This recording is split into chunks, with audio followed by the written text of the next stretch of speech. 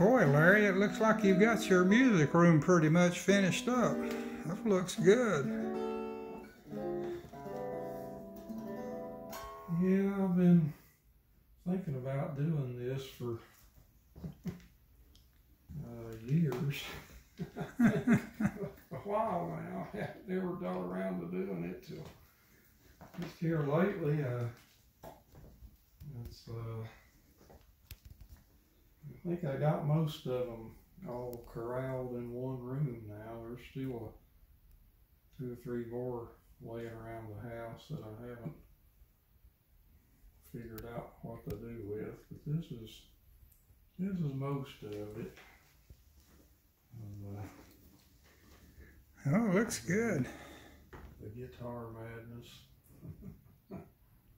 Yeah. And it's really nice for me to be able to, for years I had all these in cases, and they were under beds, in closets, behind couches, and in corners, and I never knew where they all were. And saying out of sight, out of mind, and I never did, I never could think to play any of them, and kind of forgot about them in a way because they were stuck in a case somewhere and I never did see them, and I just got to thinking about that one day. Well, why don't I just get all of these out where I can at least enjoy them every day, without having to go digging through cases to figure out where one of them is. And for a while I did that in my guest room. I have a guest bedroom, and I started laying a few of them out on the bed in there, 4 or 5 at a time. And I could just walk in and pick one up, and play it a little bit. And so finally I got a little dissatisfied with that, and so I came in this room and made cleared it out and just put all the music memorabilia in one room and put them all up on stands where I can just walk in and pick one up and play it. Whatever mood I'm in that day, I can pick out a guitar and play on it a little bit. I find it's been a very enjoyable thing. I'm glad I did it now. I can just walk up to any one of them and pick it up and play it. And I don't forget that way where they are or what they sound like. And, well, it's some of that, and then some of my musical memorabilia. That cabinet behind you there, that's full of music and recordings that I've made for the past 40 years or more.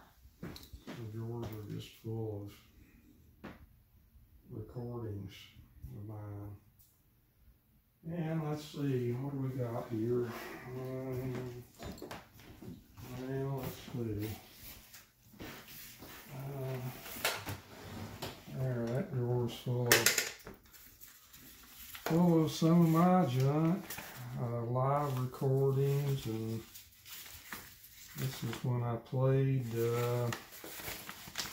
regularly downtown.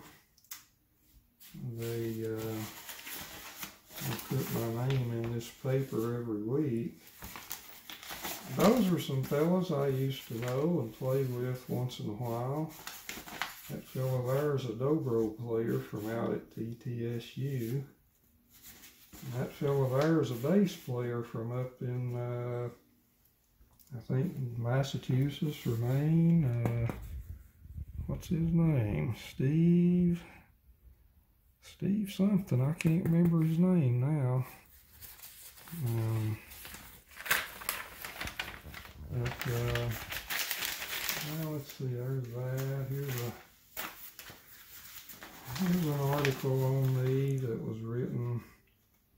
ago.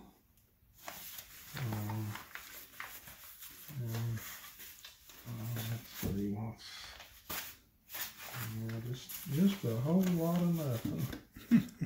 And live recordings that I made where I worked, places, jobs, just full of all kinds of CDs, tapes, things that I made over the years.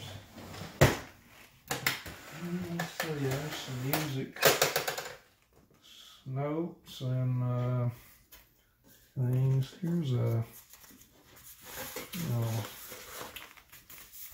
let's see, cover art, 104.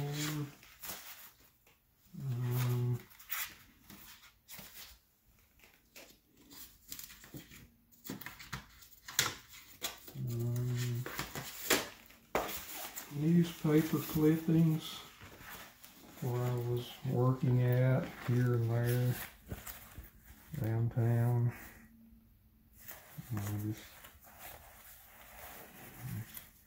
Shepherd the guitar builder, there's his thing.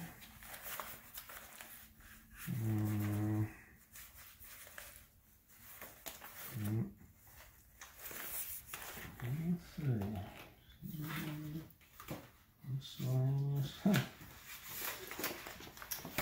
This is a consignment to Barnes & Noble, a CD that I put out about 20 years ago. Was Barnes & Noble stocked it here in town, and they would sell CDs of mine on their rack. Right. And so they would pay me, well, let's see, they'd buy the CDs and then they'd pay me a commission on how many they sold. And believe it or not, they sold out. They sold every one that I could put out. That's good. And but my dad got sick, and I had to quit that and take care of him full time. So a lot of this stuff just went by the wayside because it was no longer active in any of it.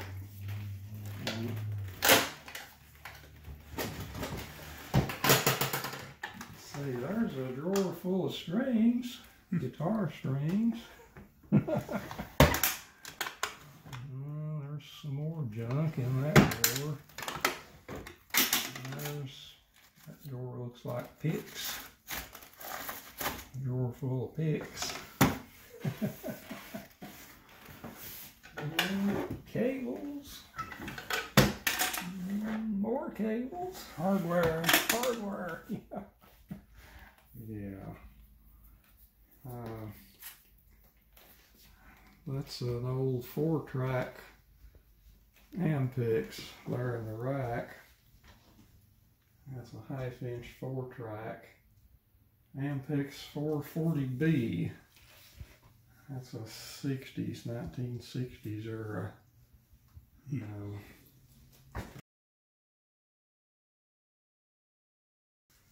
Just a bottomless depth of tape. 440B will give it to you. Usually, you know what you're doing. And that lamp there is, that was the clarinet that I learned to play on 50 years ago. My first clarinet, I made a lamp out of it. That's a flywheel off of a tape machine capstan. That's a capstan flywheel off of an old reel-to-reel. That box down in the bottom there, that belonged to my dad. That's from the 1950s. That's an old reel-to-reel. And that's what got me interested in all this first. When I was a kid, he would practice the banjo on his off days, and how he would practice is he would play a tape where he would make a recording and then play the tape and listen to see what he did right and what he did wrong. And so he would practice with that reel-to-reel recorder, and I would lay on the floor and look in the back of it, and I would see all the tubes glowing, and it was just like magic. Magic. I didn't know what in the world was inside that box that made it do that. So I guess that was kind of the thing that really got me started in all this, was just the curiosity at an early age. Let's see, that's an 8-track half-inch Atari 5050. I think it's a 5050-3 or an X3 or whatever it was. MX5050-3, I think. Atari, and that's an 8-track half-inch. I had a 2-inch machine way back that I had built up from parts, a 2-inch 16-track that was a flat top that resembled the one that Les Paul had, in his place up in New Jersey. And I had the idea of track doubling, using a 2-inch 16-track to track double. And what that is if you record one track, and then you go back and you re-record that same track. In other words, you don't dub it or dupe it or copy it electronically. You re-record a new track of the same solo, note for note. And then you can combine those two tracks at the mixer. And this is before, phase effects and flanging and all that. And you track doubled. And you could get a chorus type sound by mixing those two tracks. Since they are two separate recordings. Right. Not a dub, but actually two separate recordings, note for note. You can mix them together on your mixer, and you would get kind of a broad, fuller sound by doing that. And that was doing it the hard way, before any of the electronic gadgets came into being. And I never really did use that a whole lot, and I wound up parting that machine out and sending it to my buddy out in Oregon, Corey Owis. He had a 16-track out there, and so I just sent him the parts and discombobulated mine and sent it to him. But it was kind of an interesting experiment, in sound and trying to do that. And I found out that I wasn't that good at it, because unless you're very practiced and well rehearsed, or if you can read music off of a page note for note, sight read, it's kind of a hopeless thing for some guy like me, because I can never play the same thing twice. Every time I play it, it's different. So that kind of knocked that in the head. I didn't get too far with that little idea, but it was interesting to experiment with back in the day. And that's a pencil drawing that a friend of mine made down in Johnson City at the Acoustic Coffee House way back 20 some years ago. Isaac Stone was his name.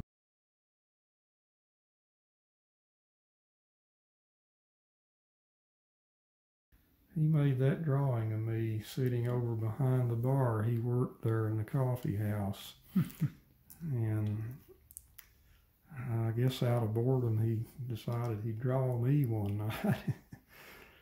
And a little while later, me and my buddy Jim, and Alicia there at the coffee house, we put together a CD of me and him. He played the cello, and so it was solos, me and Jim.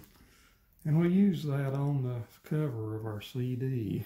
Yeah, I remember that. Isaac's drawing, and I still have it. He gave me that original for me to have.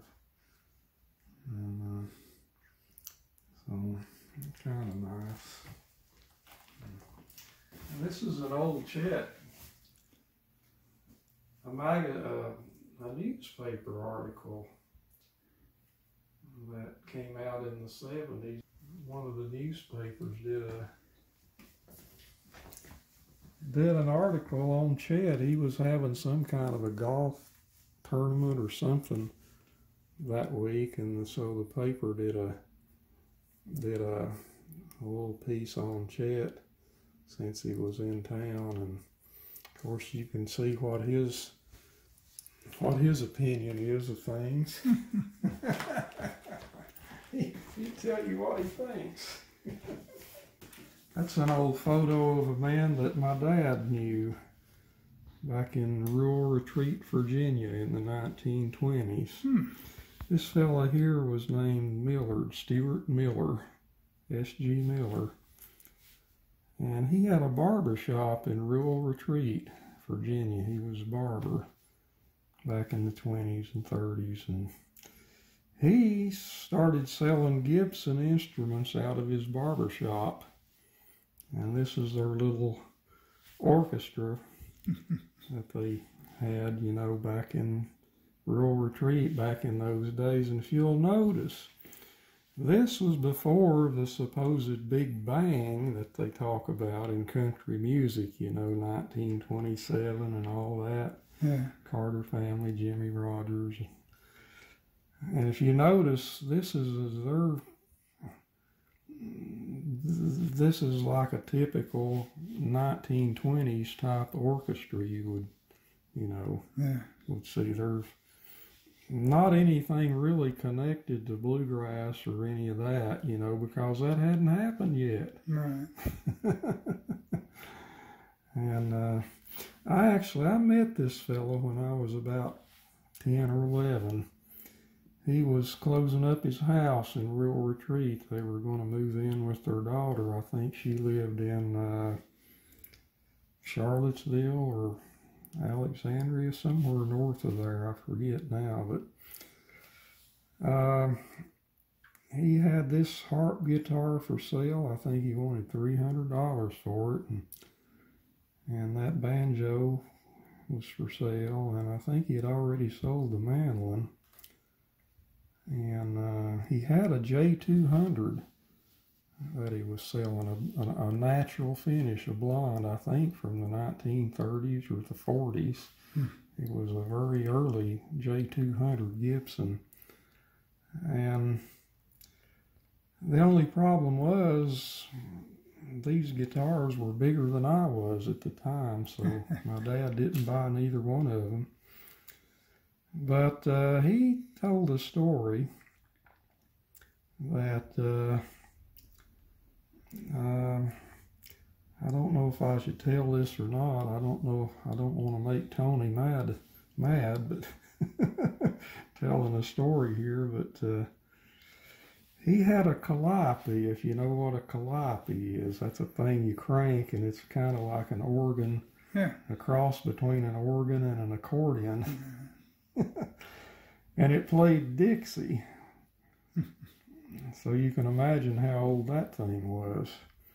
But he had this thing, you know, from way back. And my dad had learned that song, Dixie, off of that calliope when he was a kid in the 20s and 30s, you know, just from being around this guy and his barber shop there. And so you fast forward about 40 years, you know, to the 60s, and he had, you know, moved on, and now he was playing the banjo, Dad, And he'd learned to play Dixie in drop C tuning, I think. He tuned down to C, tuned that low string down, you know, and played Dixie there. And he was working up in Kingsport at the Mead with Tony Ellis. And Tony was, he used to be a bluegrass boy back in the late 50s, early 60s.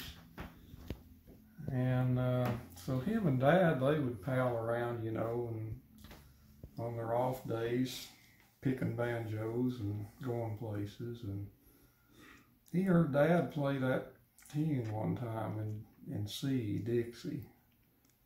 And he asked him, said, where did you learn that? He said, well, it's, you know, Miller's Calliope.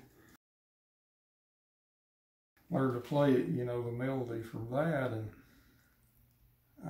he showed Tony how to play it in C, the way he played it, and Tony went somewhere a little while later on and played that song, and he got first prize for playing Dixie. I don't know if I ought to tell that or not, but that's a true story. You know, I was sitting here the other night, and it's, you know, having these guitars where I can just pick one up now and choose one to play, and it kind of stirs up my memories a little bit, you know, sitting here by myself and sampling the guitars and taking in the sounds, the different sounds. And there's an old tune came to mind that I hadn't thought about in years. It's an old piano tune from the 1930s that was written by Joe Sullivan. And Joe Sullivan, if you don't know who he is, he was the composer of Little Rock Getaway. And he, you know, that was a piano solo of his in the 30s that he had composed. And of course, you know, everybody plays that, the bluegrassers, the guitar pickers, you name it, everybody plays that song, it seems like. It's kind of like one of those go-to songs nowadays, but it was originally a piano solo written by Joe Sullivan in the 30s, and he was, I guess, a product of the Chicago jazz scene, you know, in the 20s and the 30s. So he came from that direction, Chicago jazz. And he had made a song called My Little Pride and Joy. And I was just sitting here plunking around the other night, and that song came to mind. And, you know, just years I haven't even thought about it, but just sitting here plunking around with these guitars, it just came out. And let's see if I can remember it now.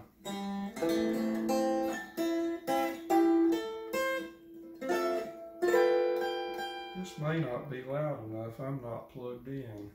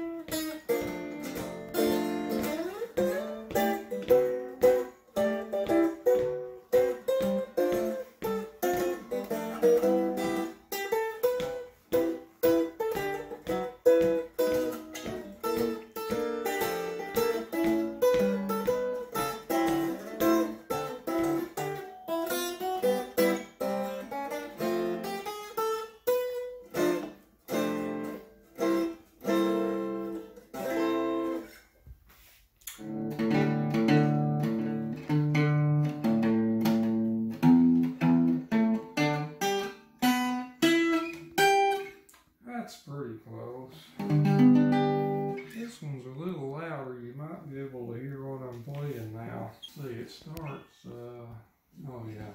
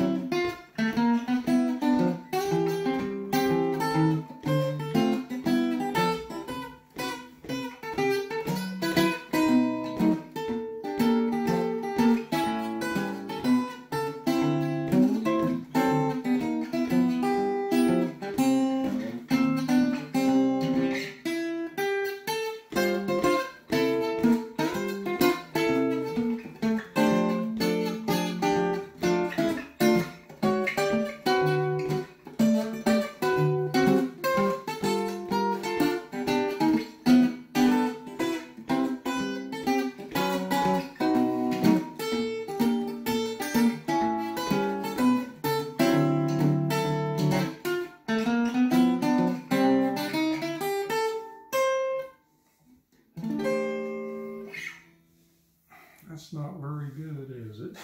I don't know. Well, Sounded, that's a good old tune. sounded good to learn, me. you know, it's, you know, I guess a piano, the piano tune.